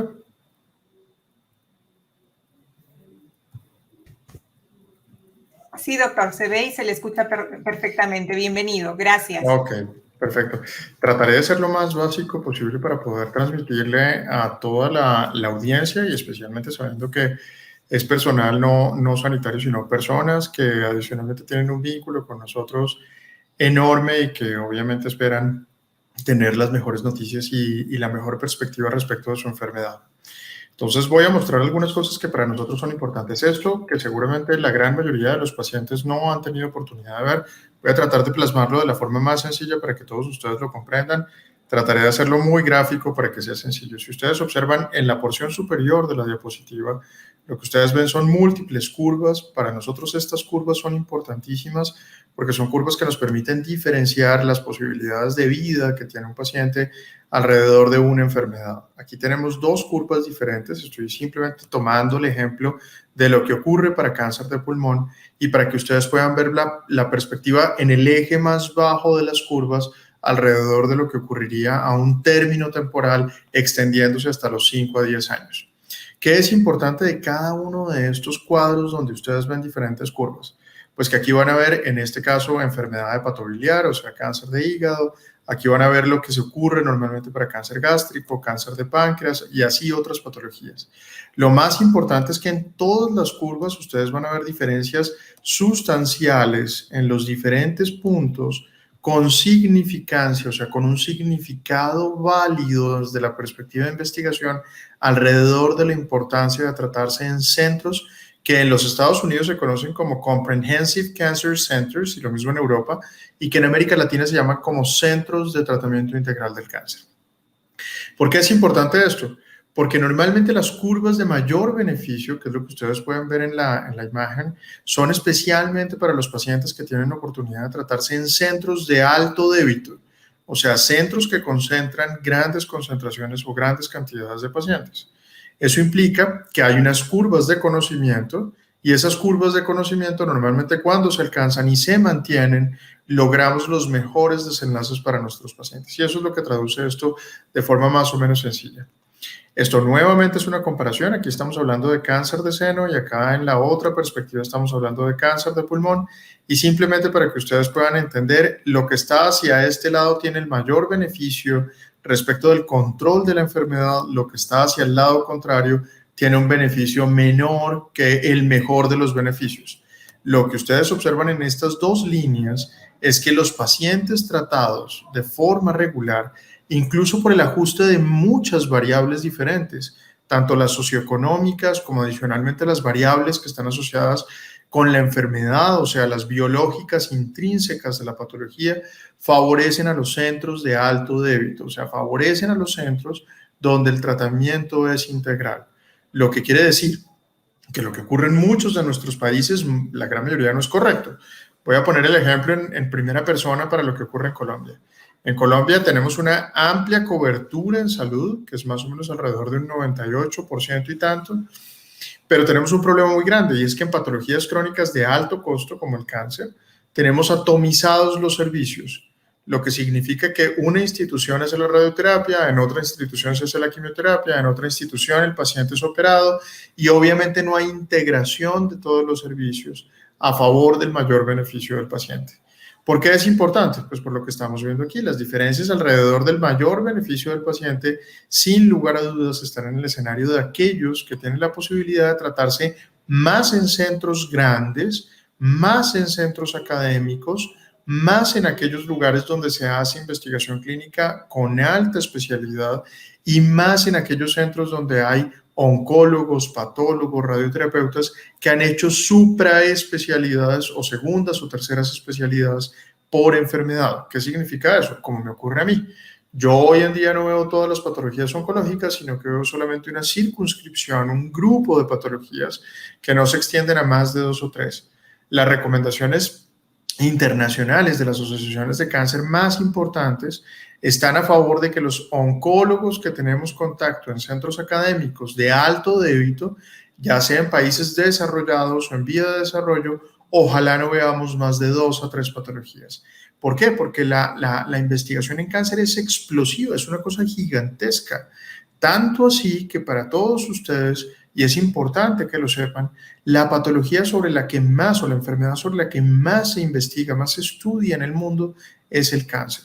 Cerca del 62% de toda la producción científica del planeta está concentrado hoy en día en esta enfermedad. Por eso los adelantos han sido tan dramáticos en periodos tan cortos de tiempo. Digamos que para que sea muy fácil de comprender, En el año 2000, cuando yo empecé a hacer oncología, pues las cosas estaban muy circunscritas y los pacientes tenían muy pocos beneficios con muchos efectos adversos. Hoy en día es todo lo contrario. Los pacientes tienen pequeños efectos adversos o moderados a lo sumo y grandes beneficios temporales y en calidad de vida, que es lo que siempre buscamos. Esto es lo mismo, simplemente para que ustedes puedan observar las diferencias, en este caso en cáncer de pulmón, que es parte de lo que yo hago. Las diferencias en centros académicos, que son las líneas rojas. Si ustedes observan, hay una tasa incremental de mejoría, especialmente para aquellos pacientes que se tratan en centros de mayor débito de pacientes o mayor cantidad de pacientes valorados en el año, respecto de aquellos centros comunitarios, que suelen ser centros pequeños, circunscritos a ciudades más limitadas en número de pacientes y adicionalmente con menor tecnología. Lo otro que para nosotros es muy importante en cáncer de pulmón, era lo que ya decía Alicia y seguramente también lo mencionó Claudio, es una de las enfermedades que más se ha transformado y más rápidamente se ha transformado es el cáncer de pulmón. Tanto que para que ustedes tengan una impresión significativa, a pesar de que por mucho tiempo en el planeta la tasa de consumo de tabaco ha venido aumentando de forma muy dramática, hasta que hace más o menos unos 10, 12 años empezó a disminuir, pues la supervivencia en cáncer de pulmón nunca había cambiado hasta hace una década. Y en solo una década logramos disminuir la mortalidad por la enfermedad en casi un 25%. Eso tiene 3 explicaciones básicas. Lo primero, pues lo que ustedes están viendo aquí, especialmente para los tumores glandulares, y es que tenemos posibilidad de hacer diagnóstico temprano. Así como se hace en las mujeres cuando van a hacerse una citología cervicovaginal, pues hoy en día podemos hacerlo en los fumadores empleando un TAC de baja radiación. Lo otro que es, pues la introducción de la inmunoterapia. La inmunoterapia cambió la historia natural. Para muchos pacientes con cáncer de pulmón y con otras enfermedades como cáncer de vejiga, de cabeza y cuello, carcinoma triple negativo de seno, cáncer de células de Merkel, y así sucesivamente, melanoma, cáncer de riñón, todas esas enfermedades son enfermedades que vamos a llamarlas muy calientes, tienen muchas mutaciones y esas mutaciones hacen que las células de defensa de nuestro cuerpo puedan ver la enfermedad y actuar contra la enfermedad. Para que lo entiendan de una forma muy sencilla, la inmunoterapia da armas especiales a un ejército que peleaba con palos y piedras. Y hoy en día esas armas especiales permiten incluso que podamos curar la enfermedad metastásica. Esto es una relación que antes no teníamos oportunidad de ver y que sin lugar a dudas ha cambiado de forma muy significativa estas curvas. Esto es una cantidad de información, pero voy a tratar de hacerla muy sencilla. Si ustedes observan, acabamos de hablar de lo que normalmente ocurre para los tratamientos sistémicos en algunas enfermedades como cáncer de pulmón. Ahora, ¿qué pasa si la cirugía se hace en centros que también son centros que tienen grandes volúmenes de pacientes o son centros que tienen gran cantidad de pacientes tratados en un espacio académico con las mejores guías de intervención? Pues pasa lo mismo. Aquellos centros donde normalmente hay mayor cantidad de pacientes, si ustedes observan en la porción inferior, en las líneas amarillas están los centros, aquí en este caso para cáncer de páncreas, cáncer de recto, cáncer de pulmón y adicionalmente cáncer de la unión gastroesofágica, pues todos los centros que están de forma regular tratándose o los pacientes que están tratándose en centros académicos suelen tener mejores desenlaces, o sea, mejor pronóstico alrededor de la enfermedad. ¿Y cuántos pacientes deben operar por año esos centros para que estén en el mejor de los escenarios? Pues si ustedes observan, para un cáncer de páncreas deben ser al menos 20, para un tumor de la unión gastroesofágica deben ser 20, para una resección rectal deben ser 16 y para un cáncer de pulmón deben ser 4. Y si vemos cuál es el mayor volumen ideal, pues los números son mucho más generosos, 96, 74, 48 y 178. Entonces, esto implica que sean centros muy grandes, que normalmente tienen grandes o enormes volúmenes de pacientes y que tienen la capacidad de reproducir paciente a paciente el mejor de los desenlaces. Lo que ustedes observan aquí es la reducción, fíjense el número de veces en que disminuye el riesgo de que los pacientes tengan complicaciones derivadas de la cirugía, tanto por mortalidad como por morbilidad, cuando se tratan en centros que ven muchos pacientes y que intervienen muchos pacientes versus centros comunitarios donde los cirujanos de forma regular operan muchas cosas diferentes y no son cirujanos oncólogos. Lo mismo ocurre aquí para que ustedes vean las curvas. En esta perspectiva es mucho más sencillo de comprender y es cuánto se reduce la posibilidad de mortalidad respecto del periodo posoperatorio, o sea, después de la cirugía, si se hace la intervención en un centro grande, así se hace la intervención en un centro pequeño. Pues hay números tan densos como ocurre de forma regular para los cánceres de páncreas o como ocurre de forma regular para los cánceres de pulmón, donde las resecciones, en el mejor de los escenarios y con centralización de los casos, sin lugar a dudas repercuten sobre las mejores posibilidades terapéuticas. Este es otro estudio muy bonito. Aquí son curvas como las que les mostré al principio, pero están invertidas simplemente para que ustedes vean lo que ocurre. En este caso es el número de pacientes y aquí está el número de años en la porción inferior. Aquí estamos hablando de la supervivencia para pacientes con leucemia linfoide crónica, tratada por hematólogos generales y hematólogos oncólogos supraespecialistas en leucemia linfoide crónica. Uno de los grandes problemas que tenemos en América Latina es el déficit de especialistas. En mi país, por decir algo, tenemos alrededor de 200 oncólogos. Para un país de 50 millones de habitantes, el déficit estimado es alrededor de más o menos entre 450 y 620 especialistas. Y esto es algo transversal. El único país de América Latina que no tiene deficiencias de los grandes, que no tiene deficiencias reales en número de especialistas por ahora, es Argentina. El resto de los países que tienen más de 20 millones de habitantes tienen déficit de especialistas. Y hay otro problema aún más grande.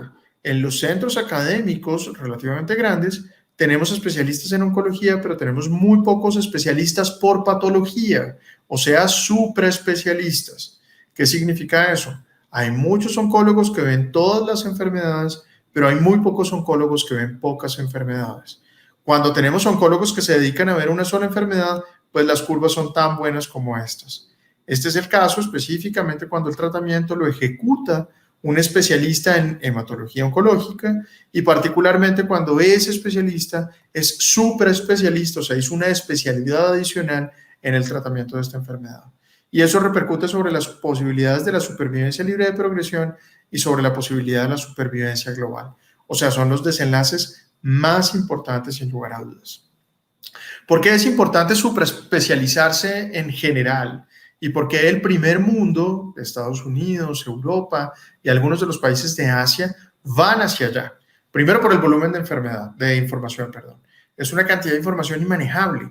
Para que un oncólogo general pueda cubrir el conocimiento de las patologías más frecuentes, de las 5 más frecuentes, tendría que leerse algo así como unos 600 artículos diarios.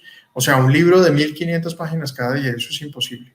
Si yo soy un supraespecialista, pues ese número, que es así de grande, puede reducirse a un número inferior. No voy a alcanzar a albergar todo el conocimiento, pero sí voy a poder manejarlo mucho mejor.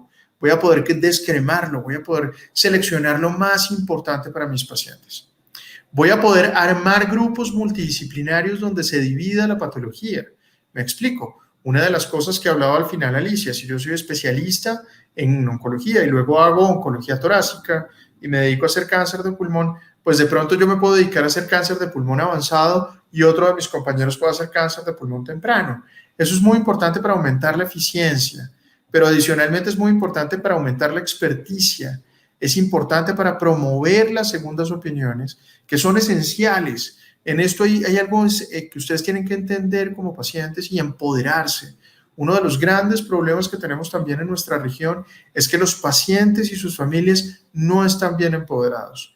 En Estados Unidos y en Europa esto es enorme. Los pacientes tienen una voz crítica, solicitan apoyo, buscan una segunda opinión, buscan ellos mismos los protocolos de investigación donde pueden participar, preguntan activamente en la consulta, y esto es una cultura que se debe gestionar y que se debe gestar alrededor de los pacientes.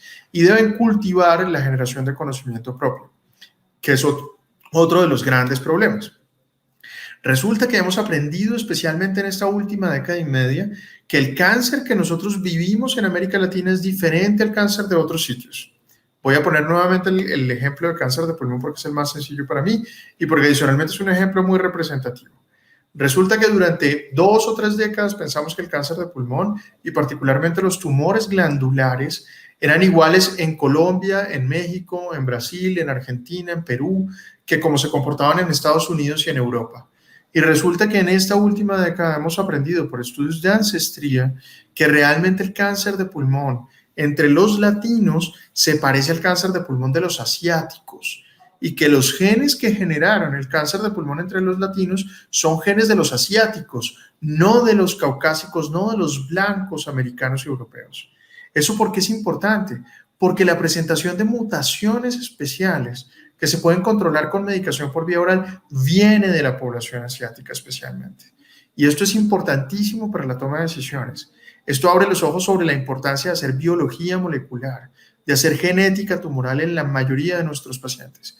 Y sin lugar a dudas es algo muy importante. ¿Cuáles son las limitaciones de hacer lo que estamos hablando de las superespecialidades? Pues en grueso, los requerimientos de una mayor cantidad de personas. Obviamente limitan un poco la práctica porque se requieren más pacientes, entonces en prácticas pequeñas o en instituciones limitadas porque son pequeñas es difícil tener este tipo de supraespecialidad. Limitan adicionalmente las áreas rurales y adicionalmente se requieren competencias y la gran mayoría de las veces que las personas hayan estudiado por fuera. Lo otro que es crítico para nosotros dentro de los centros de alto débito y adicionalmente en los centros en donde es muy importante tener la información es el tiempo. Resulta que nos hemos dado cuenta, especialmente a través de estos últimos 20 o 25 años, que el tiempo desde el momento en el cual se hace una cirugía hasta el momento en el cual yo inicio un tratamiento complementario es esencial. Estos son las mismas curvas que ustedes vieron al principio. La curva de arriba tiene más beneficio, la curva de abajo tiene menos beneficio. Esto que ustedes están observando aquí es cáncer de pulmón y estas son las posibilidades de supervivencia si el tratamiento médico, o sea, en este caso, inicia tanto la cirugía como adicionalmente el tratamiento complementario con quimioterapia, inicia antes de 6 semanas después de la ejecución, digamos, de la cirugía o después de que se ha hecho el diagnóstico de la enfermedad con los tratamientos sistémicos. ¿Eso qué quiere decir? Que si yo me demoro mucho tomando las decisiones o si me demoro mucho ejecutándolas, que es lo que pasa muchas veces en nuestro entorno por falta de acceso, pues esto impacta negativamente el desenlace de los pacientes. ¿Por qué son importantes los centros que son superespecialistas, los centros de alto débito y los centros integrales? Porque aparece un concepto que ustedes ya vieron con Alicia y seguramente también con Claudio, es el concepto de el manejo multidisciplinario. Pues el manejo multidisciplinario es como si ustedes estuvieran viendo un gran blanco de esos donde uno tira flechas, donde uno tira dardos. Hay un grupo interior dentro de ese segmento que es muy importante, que son eso que ustedes observan acá, que son el radioterapeuta o el radiooncólogo, el oncólogo, algunos médicos de soporte que pueden ser internistas, en este caso enfermería, que es muy importante, los patólogos y los cirujanos. Y en la porción externa pues está todos los que nos apoyan de forma regular en la toma de decisiones, genetistas, radiólogos intervencionistas, cuidado de soporte o paliativo, medicina nuclear, etcétera, etcétera. Esto es una diapositiva muy compleja, pero la voy a resumir de una forma muy sencilla.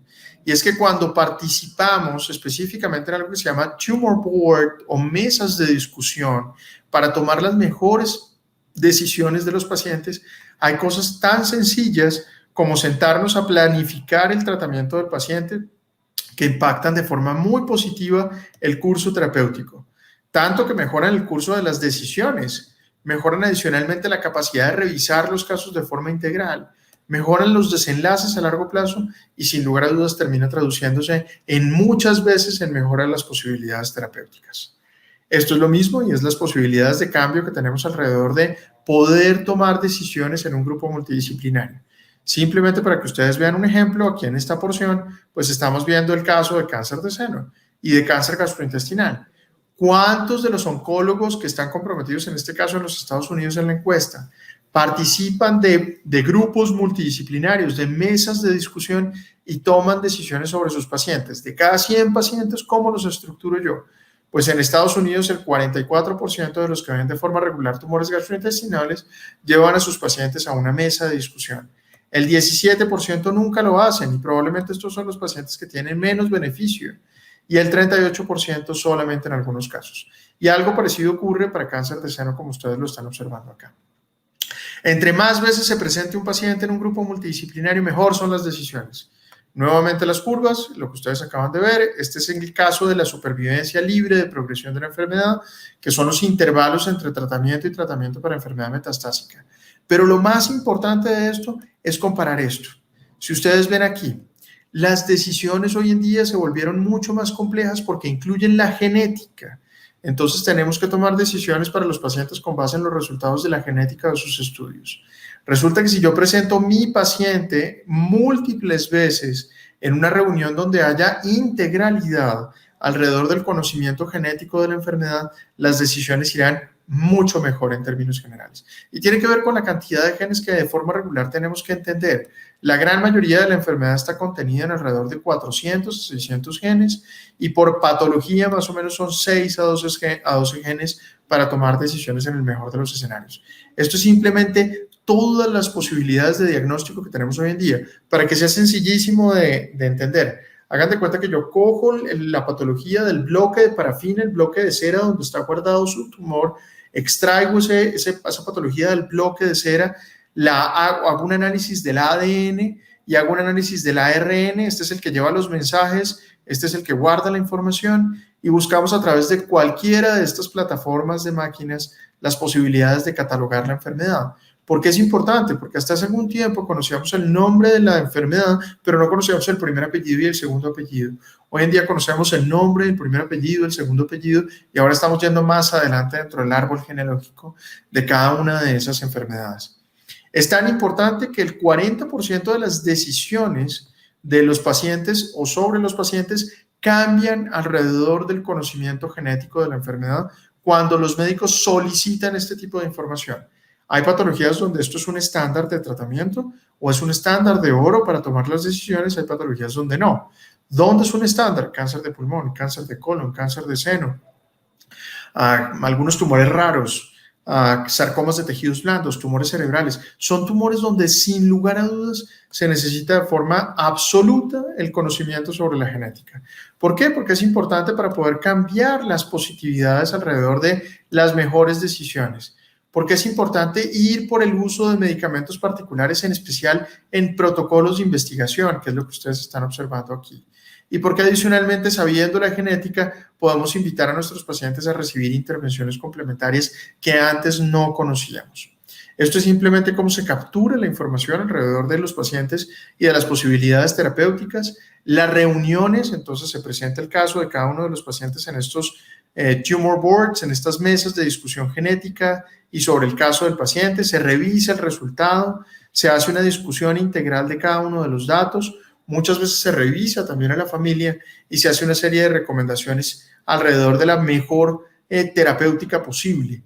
Y una de las cosas más interesantes es que cada día tenemos más recursos por inteligencia artificial, especialmente por bases de datos relacionales, para buscar casos similares que nos permitan guiar nuestras decisiones.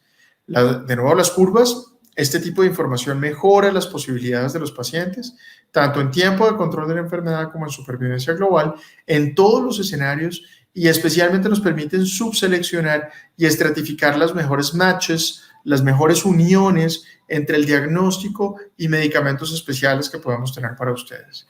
Puede mejorar adicionalmente la supervivencia libre de progresión y global, y tenemos clasificaciones para los medicamentos hoy en día. Son medicamentos que están autorizados muchas veces por agencias regulatorias como la FDA, o hay medicamentos que no están autorizados y que deben utilizarse bajo el formato de etiqueta abierta, o ustedes lo van a oír como off-label para emplearlo en algunas de las patologías, pero obviamente se requieren las discusiones multidisciplinarias para poderlo tener. En conclusión, y simplemente para traer una cosa alegórica, entre mejor sea el centro, entre mejor sean los desenlaces, entre ustedes más puedan pedirle a sus médicos y a sus equipos que nos muestren la información sobre lo que han logrado sobre sus patologías, sean patologías frecuentes, sean patologías no tan frecuentes o sean patologías realmente raras, sin lugar a dudas es mejor. No desconfíen de los centros que hacen investigación, confíen en ellos. Hoy en día sabemos que los pacientes que se exponen a la investigación tienen en enfermedad avanzada entre 2.4 y 5 veces más posibilidades de vivir. Y eso es una realidad. ¿Por qué? Porque van a tener la oportunidad de tener medicamentos que están aún en proceso de evolución y que tardarán años, algunas veces incluso décadas en nuestro entorno en llegar. Dialoguen abiertamente sobre las posibilidades de ir a una discusión multidisciplinaria, que la decisión sea una decisión consensuada entre sus médicos tratantes, desde el ámbito quirúrgico, desde la radioterapia, desde la quimioterapia, sin lugar a dudas, desde el ámbito oncológico.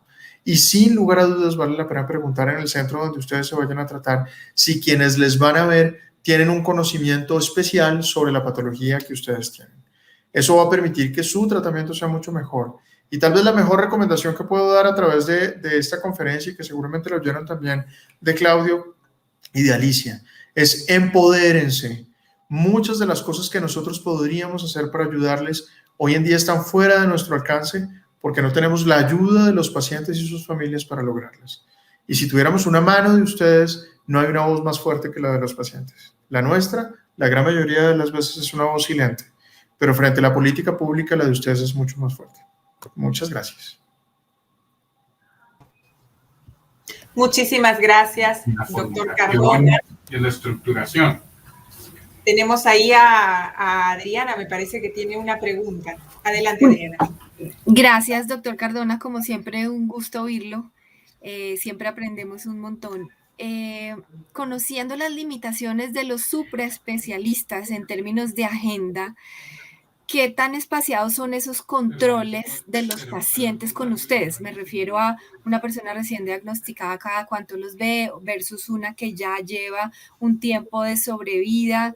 Pueden acudir alternativamente a la Junta Multidisciplinaria para liberar las colapsadas agendas. No sé, me pregunto eso por la limitación de tiempo que tienen ustedes.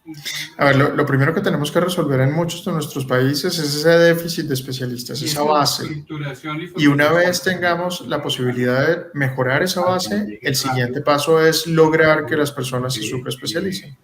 Obviamente tienen que ser procesos dinámicos que corran al mismo tiempo, porque no podemos esperar que tengamos 600 especialistas para lograrlo. Entonces, lo que necesitamos es empezar a promover que la gente se empiece a dividir por patologías, que los centros cada vez tengan mayores recursos en esto. Los centros o los sitios donde se discuten de forma regular las patologías, las mesas de discusión, los tumor boards, son importantes al momento de tomar decisiones muy grandes. Entonces, ¿cuál es mi mejor primer tratamiento? ¿Cuál es el mejor segundo tratamiento? ¿Cuál es el orden correcto? ¿Cuál es el mejor estándar a nivel global? ¿Ese estándar es perfectamente reproducible en nuestro entorno? En nuestros países, yo creo que esto es una generalidad para América Latina, pero lo digo en primera persona en Colombia. En Colombia, las entidades que prestan los servicios sanitarios en cáncer y en general en muchas de las patologías están acostumbradas a mostrar resultados económicos, que es muy curioso, pero no muestran resultados alrededor de lo más importante, que es cómo le fue a los pacientes, cuál es el desenlace real, cuál es el qué tanto mejoró la gente.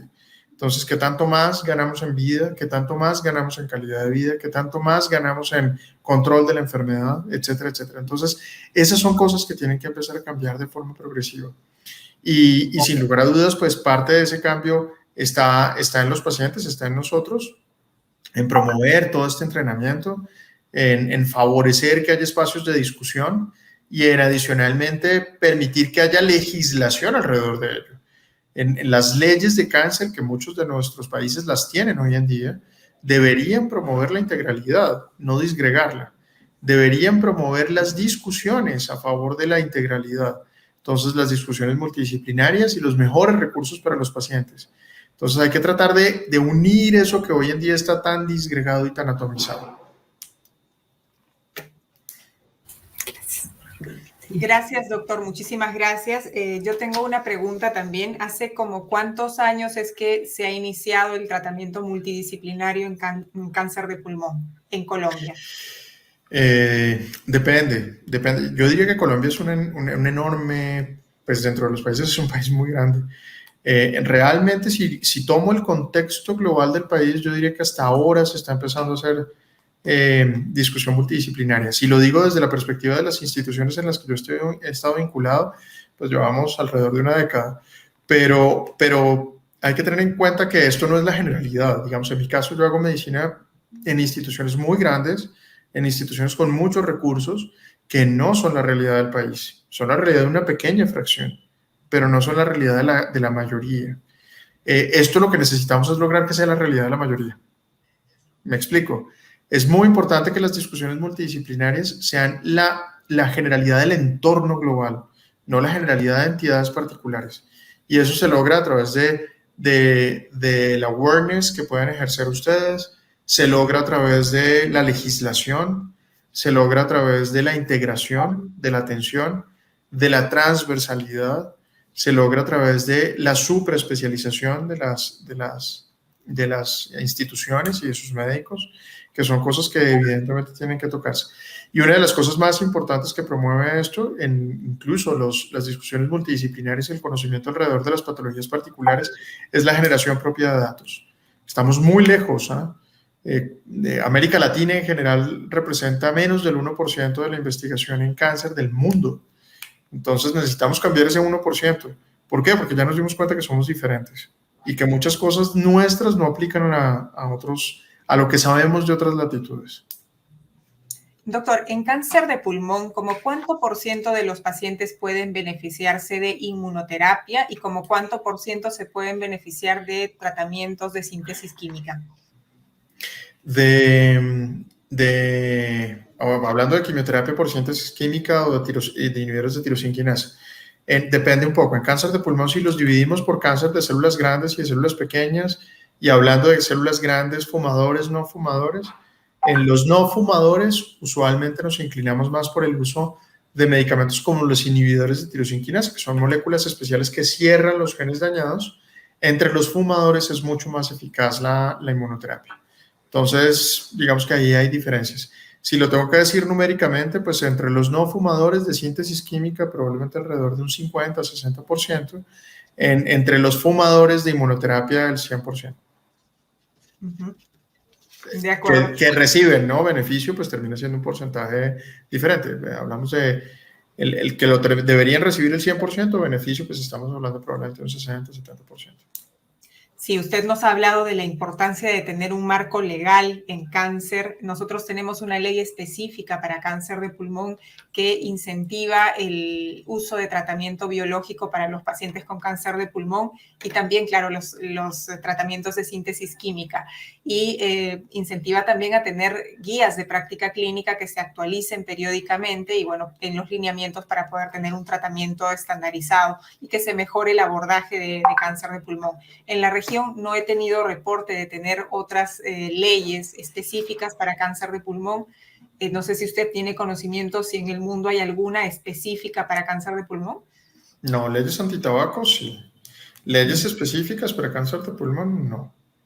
No, en la región hay leyes alrededor, pues las leyes de cáncer que están asociadas a generar el espacio para discutir sobre la importancia del cáncer como enfermedad de salud pública, con impacto en salud pública, que lo tienen la gran mayoría de los países grandes hoy en día y especialmente donde hay instituciones representativas locales que impulsen esas leyes, pero particularmente leyes de cáncer de pulmón no. En el resto de la región no hay. Doctor, entonces el camino definitivamente para abordar bien el cáncer de pulmón, por supuesto, es tener centros de excelencia y tener un abordaje multidisciplinario. Sí, hay algo que no mencioné, pero creo que es muy importante, y ustedes que están desde la perspectiva de los pacientes. Digamos, en cáncer de pulmón hoy en día sabemos que son muchas enfermedades dentro de un mismo nombre. Entonces, EGFR, ALK, ROS1, NTRK, NGR1, o sea, son KRAS, son un montón de enfermedades dentro de un mismo nombre. El nombre y apellido es lo que es diferente. El nombre es el mismo, el apellido es el que es diferente. Entonces, ¿qué es importante? Digamos, en Estados Unidos y en Europa hay muchos grupos de pacientes que empiezan a tomar delantera alrededor de cada una de esas enfermedades particulares. Entonces, hay una cosa que se llama EGFR resistors en Estados Unidos, entonces resistentes de los EGFR. Entonces, se unieron un montón de personas con la misma enfermedad, pacientes, no estoy hablando de médicos, sino de pacientes. Se unieron un montón de pacientes que tienen EGFR positivo y generaron este grupo. Bueno, ese grupo hoy en día hace parte importantísima de algo que se llama la Lung Cancer Research Foundation, que es la Fundación para Investigación en Cáncer de Pulmón. Y esta gente ha logrado conseguir donaciones para hacer investigación propia. Entonces, hace menos de 6 meses en el Mundial de Cáncer de Pulmón se presentaron datos lindísimos de qué tan potente ha sido la gestión que han hecho alrededor de enfermedades particulares, dentro de una misma enfermedad, para poder generar conocimiento para ellos mismos. Y hay cosas lindísimas, digamos, presión alrededor del sistema para la obtención de pruebas moleculares, que eso es importantísimo. Acceso a medicamentos de última tecnología, usos compasionales, que es una cosa esencial en nuestro entorno. El uso compasional son medicamentos que no tenemos en la región, entonces la industria farmacéutica está interesada en regalarlos, pero eso necesita una estructura. Pues los pacientes se han empoderado para empezar a armar esas estructuras y apoyar a los médicos para lograr los usos compasionales. Cosas como esas que sin lugar a dudas podrían hacer una enorme diferencia. De acuerdo, doctor Cardona. No sé si pueden subir rapidito, por favor, al doctor Claudio Martín, que está en la parte de detrás de cámaras.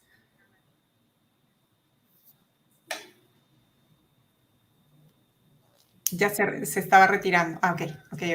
Bueno, doctor Cardona, muchísimas gracias por la amplitud, por la generosidad de compartir todos estos conocimientos. Creo que su trabajo es de altísima calidad. Estamos realmente muy honrados de haberlo tenido esta tarde con nosotros. Definitivamente la labor de los médicos, la labor de los advocates en conjunto es muy, muy importante para poder poner en agenda este tipo de necesidades que se tiene y, por supuesto, el comprender desde las organizaciones de pacientes todas estas particularidades, todos estos temas es de gran valor. Yo creo que los centros de excelencia marcan la diferencia. No todos los sistemas públicos tienen esta posibilidad de ofrecer este manejo multidisciplinario a los pacientes. Y bueno, trabajaremos en eso en nuestros países para poder tener este acceso tan importante para la sobrevida global, para la sobrevida libre de progresión. Creo que no solo es importante tener el acceso al diagnóstico preciso, al arsenal terapéutico, sino, por supuesto, también a un equipo de médicos, un equipo multidisciplinario de altísima calidad que pueda interactuar y que pueda guiar un poco el destino del tratamiento del paciente. Hemos visto, gracias a usted, todas estos temas tan importantes y, bueno, nada más agradecerle e invitarlo a siempre estar con nosotros, a siempre colaborar con las organizaciones de pacientes, porque de esta forma nosotros también podemos ayudar a los pacientes, ¿no?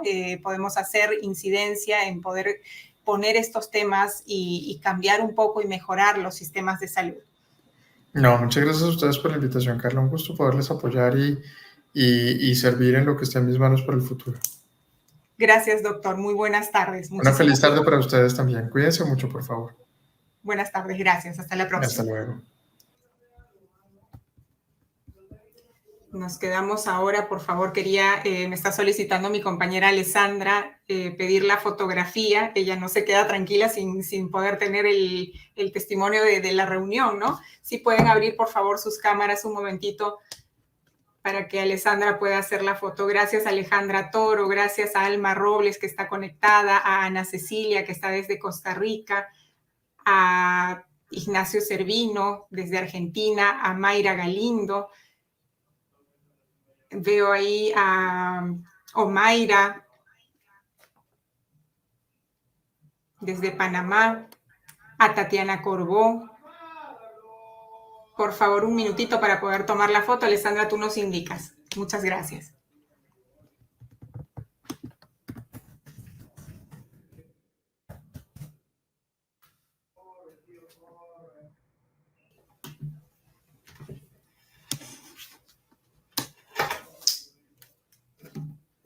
Con nuestros oyentes desde la transmisión en el Facebook, les agradecemos muchísimo. El 7 de diciembre tenemos la próxima reunión a la misma hora. Muchísimas gracias. Buenas tardes.